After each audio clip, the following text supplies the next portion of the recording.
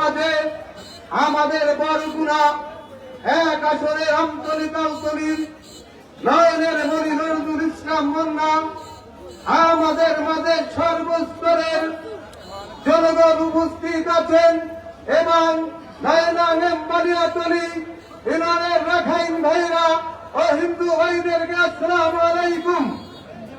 এ পর্যায়ে আমাদের বক্তব্য শুরু করছি। সংগ্রামী ভাইরা, এই নজরুল মোল্লাকে আমাদের দেশ নেত্রী বেগম খালেদা জিয়া ধানের শীষের মনোনয়ন দিয়ে এই বরগুনা 1 আসনে দিয়েছেন। আমরা দীর্ঘদিন ধরে আমরা এত বড় যোগ্যতা সম্পূর্ণ কোনো প্রার্থী পাই নাই। আমরা যখন পেয়েছি আমরা তার মাটির বিশেষে ঐক্য সবাই ধানের শীষে ভোট দিব। তবে একটি কথা বলি, আমি সকালে থেকে ফকিরাট পর্যন্ত আমি 6 দিন ক্যাম্পিং করতে গিয়েছিলাম।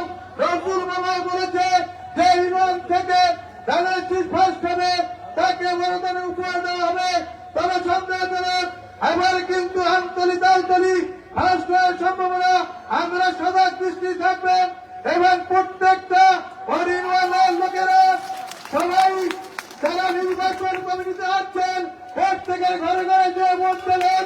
এই উৎসবের মধ্যে এই দেশের জনগণ এই বছর নজরুল মোল্লাকে ভোট দিতে চায়। এই বলে আমার সম্মিলিত মন্তব্য শেষ করছি।